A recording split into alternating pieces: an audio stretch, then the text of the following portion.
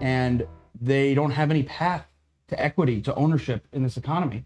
And so they're either being asked by our leaders to either accept the status quo, or certain other leaders are saying, let's tear down markets, let's tear down the system. What we are building in crypto, what we are building on Solana, is a third way. It's a third path, which is not a reform, not a revolution, but an upgrade to the current market system, an upgrade of decentralization. Decentralized markets constitute permissionlessness, transparency, and public ownership. It will give young people the best opportunity to own the underlying financial system, to own the actual economic engine where wealth is created. And that's what's so exciting about what we're doing. But in order to get there, in order for DeFi to be that economic engine and to be an attractive asset for young people to own, it actually needs to warehouse the most valuable assets in the world. And those are publicly traded and privately traded securities. And so what my mission is at Galaxy as head of DeFi is to force the issue, to directly lead on moving the $500 trillion securities market on chain, and to do it quickly.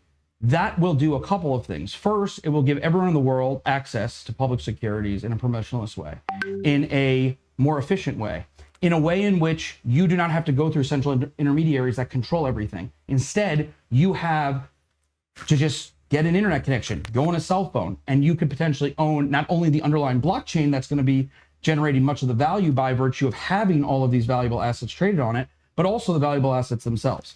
So that is one of the big things that we need to do. We need to move the $500 trillion securities market on chain.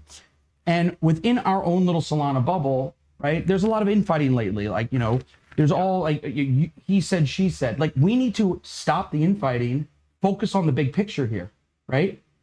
If we have the $500 trillion securities market on Solana, there's enough activity, enough work to go around. So I'm really excited about that. Yeah, I think the point that stands out to me for that is that there's infighting because we want to control the bubble before it expands. Right? We want to get the lion's share before everything starts ballooning out and becoming, bring that $500 trillion asset market on chain. My question to you is, we talk about bringing that $500 trillion asset market on chain. Why is that going to be Solana? Why is there not going to be, some TradFi centralized giant who have got, billions in resources, and they can actually hire the best of the talent, and they can create a walled garden by which they would manage that? Why Solana? So it is my opinion that in order for regulators to be comfortable with securities trading on a public blockchain or a private blockchain, there needs to be sufficient decentralization.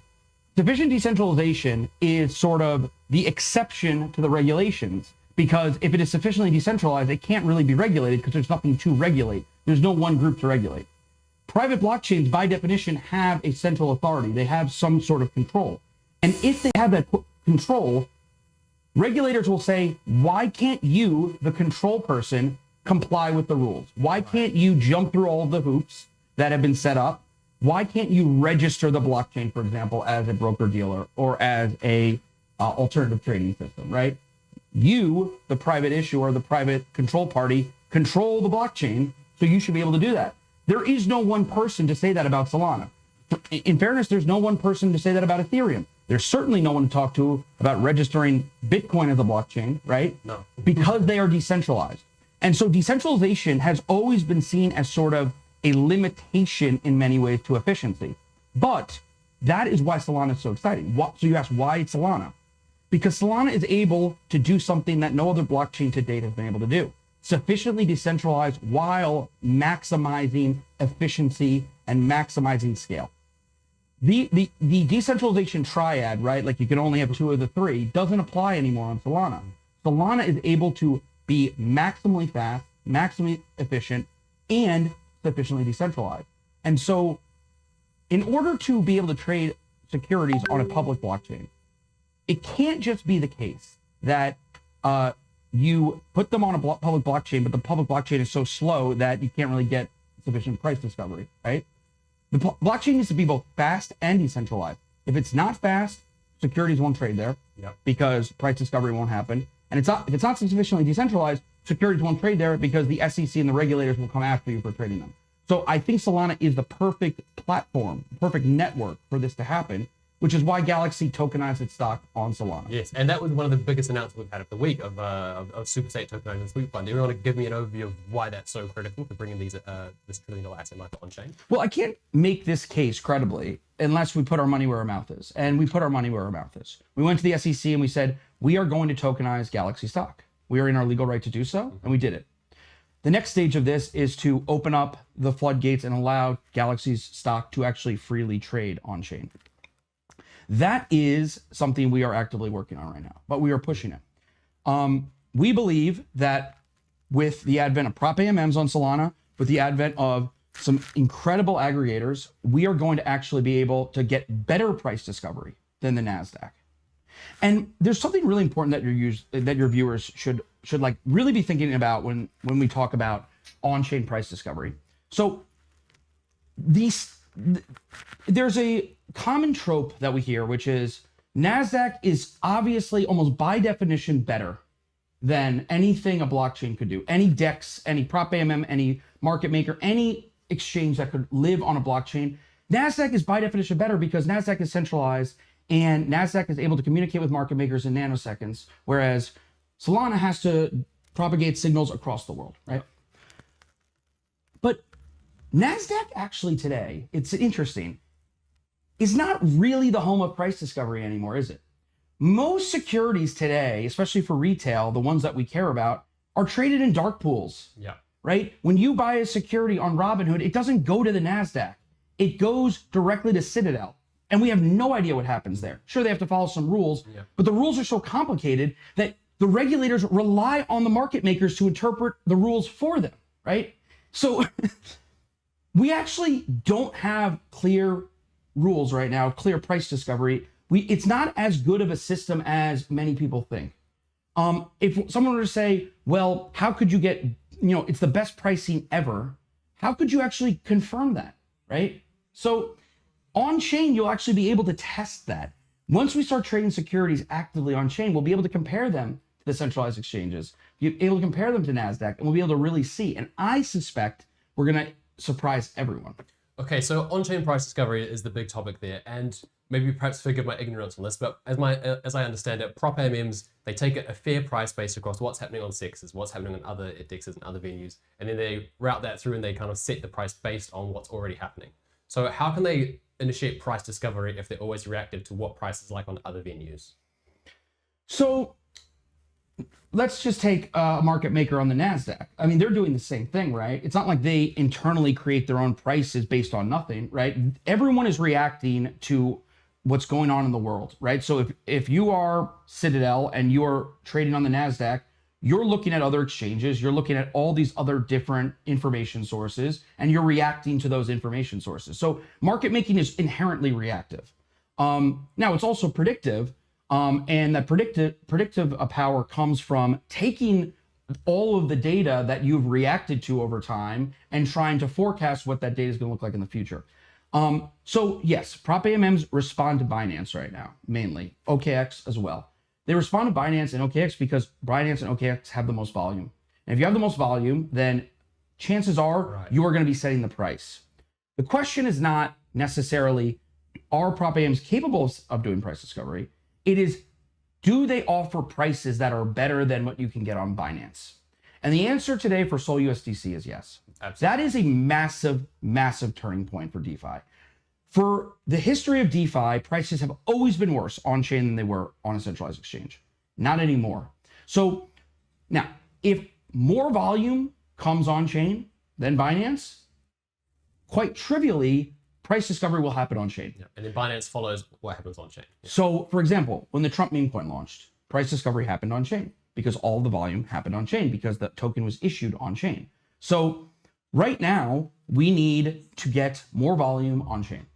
That is going to be a big project.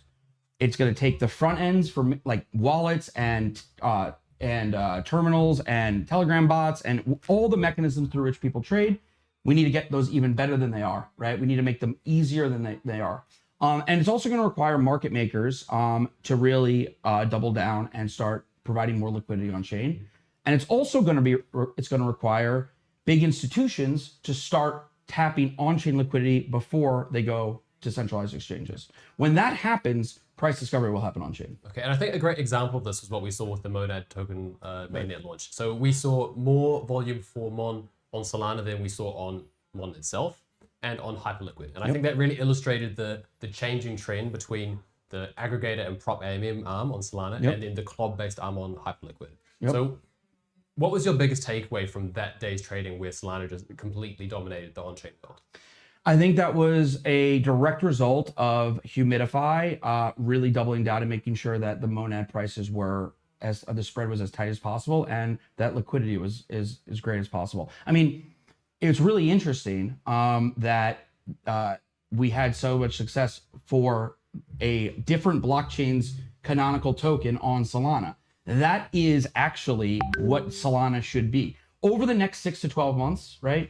Obviously, we have grand plans for Solana, right? We want it to be the absolute backbone of the global financial economy, right? We want all assets, not just crypto assets, all assets trading on Solana. However, in the short term, what we should really focus on is getting XRP on Solana, which I think there was an announcement about that today. Yeah. We should be doubling down on Zcash on Solana. We need to put much more Bitcoin on Solana, right? We need to be trading ETH. There should be more ETH trading on Solana than on ETH. There should be more of every single crypto asset trading on Solana, despite the fact that maybe those assets are canonical to other blockchains. It should be on Solana, and Solana really needs to. It already is the best place to trade amongst all the blockchains. It's not even close. The only close one is Hyperliquid, and that's really for perps. For spot, it's way better to trade on Solana, and we're making a lot of progress on perps on Solana. But we need to. I mean, the XRP army is huge, right? Yes. Like, we need to get XRP on Solana. We should have had it on Solana already, right? But I love to see that that's happening because people love to buy and sell XRP. So yeah, and XRP does have a massive retail following as well, and Solana is the retail chain in a sense for getting users into DeFi. So there's a really easy mix there. What really stands out to me amongst everything that's happening with that is. Sorry, I completely lost my train of thought. Why is Solana the place for prop AMMs? Why can prop AMMs not be carried out on somewhere like Ethereum? Two reasons. First, continuous block building on Solana. You don't have continuous block building on Ethereum. Yeah. You have discrete block building. So I looked into this significantly because I thought it would be cool to copy that model on Ethereum. You can't do it because you can only update your Oracle once every 12 seconds. And so it's as fast as any DEX, right? You can't really do much more. And it's certainly no better than RFQ. So that's the first reason. The second reason is that because gas or compute units are so cheap on Solana, you can actually execute so many different Oracle updates every 400 milliseconds, which would be prohibitively expensive on ETH. Like, even if there was continuous block building on ETH, given the model, given how expensive gas is on ETH, it wouldn't work, right? Actually, there's a third reason, which is ETH, you can maybe process 200 transactions a block. Yeah. All the prop AMMs combined are probably executing at least that many Oracle updates every slide. And so unless you wanted every Ethereum block to be full of Oracle updates, which no one would want. In fact, if that were the case, gas would skyrocket, right? Because now everyone would be paying a lot more. So it just doesn't really work. Now, I have no doubt that someone's going to figure out an interesting model on Ethereum to do. But I do see Ethereum shifting away from the place where you want to trade, and it's moving towards the L2s. I do think L2s are probably a better place to do prop AMMs. But to be clear, the whole advent of prop AMMs was largely a response to some structural problems with the RFQ model on Solana. Okay. Right? So you really shouldn't have to have prop AMMs if the RFQs are functioning well. There are some advantages of having prop AMMs, don't get me wrong. Even if the RFQ model were perfect. But typically what you would see in any other market is not a permissionless program that is updating oracles all the time, right? That is like, Humidify spends like $10,000 to $20,000 a day just on Oracle updates. Like, that's an inefficiency, right? You wouldn't spend that as an RFQ. But in exchange for doing that, it is able to rapidly adjust its quotes, as opposed to an RFQ where you have to hold the quote open for a certain period of time. that means that through an RFQ, you're always going to widen your spread, because the longer you have to have your quote open, the more risk you're taking. So the wider your spread is going to be. We just had Ben on from Temporal, who is the operator of Humidify. He was saying that one of the biggest roadblocks to really scaling the prop AMM model is just inventory and trying to max out that inventory. He envisions having enough inventory so that traders can come on and do 8 or 9 figure sol swaps with the tightest spreads possible. Would you share that view that inventory is kind of the biggest blocker at this stage? I think inventory is an issue for more illiquid tokens. I don't think it's really an issue for Sol USDC. I mean, if Ben needs more inventory, he can come to me. We'll be happy to loan him more Sol USDC. Ben, if you heard that, but for smaller, less liquid tokens, yeah. But it's not because they can't get it. It's because it's riskier to hold it, right? Yeah. So yeah, but that's a problem for market makers across the board. I mean, why DEXs will remain in the future and prop AMMs will not replace all DEXs is because DEXs are superior trading vehicles for illiquid assets, right? I mean, one of the greatest inventions that we ever did as, DeFi is this canonical DEX. I mean, and why I say it's a great invention is because for 100 years, or let's say call it 50 years, if you had private securities, i.e. you had illiquid assets, you couldn't trade them efficiently because no market makers would hold those assets. So you couldn't even have a market. So you'd have to always sell those securities OTC. And price discovery was very limited. It was private, it was inefficient, and it was expensive. DEXs solved that issue. And to this day, which I find extraordinary, nothing in TradFi has copied this, right? It's unbelievable that crypto is the only place where you can have an illiquid asset, put it in a DEX, and it will form a price, it will form a market, and someone can buy it. So DEXs will always exist, but inventory for illiquid assets is something that market makers always struggle with because they have to hold the assets on their books, and the prices are really like not easy to predict and determine, and it's hard to hedge. One potential solution here is for issuers of less liquid assets to lend them to prop AMMs at very low interest rates, and those prop AMMs don't really take long side exposure there. So that would be my response. Okay, perfect. Unfortunately, we don't have a whole lot of time because the next guest. We've got time. The list of questions I had for you was huge, but time is short. Can I get you to synthesize what you're most excited about for in 2026? Is it Alpenglow? Is it MCP? What's the unlock that takes Solana to the next level? I'm very excited about the Phoenix perp DEX. Very excited about that. I'm very excited about the block building wars that are coming. I do think competition in block building is very important. I think competition across the entire market is going to generate better block rewards for validators. It's going to result in more efficient scheduling. I think that's going to be a big thing, and I think Galaxy is going to play a big role there going forward. I am very excited. 2026 needs to be the year that we put securities on chain. We have to do it. And that's in part why Galaxy and Jump are sponsoring the Forward Prop AMM. Very excited. We want this to be the vehicle through which we can issue securities on chain, right? We want this to be the vehicle through which we can actually not just talk about getting securities on chain, but doing it. So that's a big thing. And then I think lastly is going to be tokenization. So like it was announced today that Galaxy working with JPMorgan. It was Galaxy, JPMorgan, and then Coinbase and Paxos. We did the first ever on-chain commercial paper deal. This is a huge, huge deal, right? First of all, JPMorgan taking their bread and butter structured finance division and leveraging the blockchain is massive, right? This is going to open up so much opportunity, and Galaxy played a big role there, and we're really excited about it. Commercial paper is just the tip of the iceberg of all of the different structured products that blockchains are more capable of warehousing. The amount of efficiency you get by using a blockchain instead of the traditional system of having siloed different ledgers throughout different institutions is massive. So I'm really excited about that. Perfect. Michael, thank you so much for coming on. It's been really great having you. Unfortunately, the next guest is itching to get in the room. Everyone, that was Michael Marcantonio, head of Galaxy Digital. We're gonna take a quick break and we're gonna bring in the new guys here.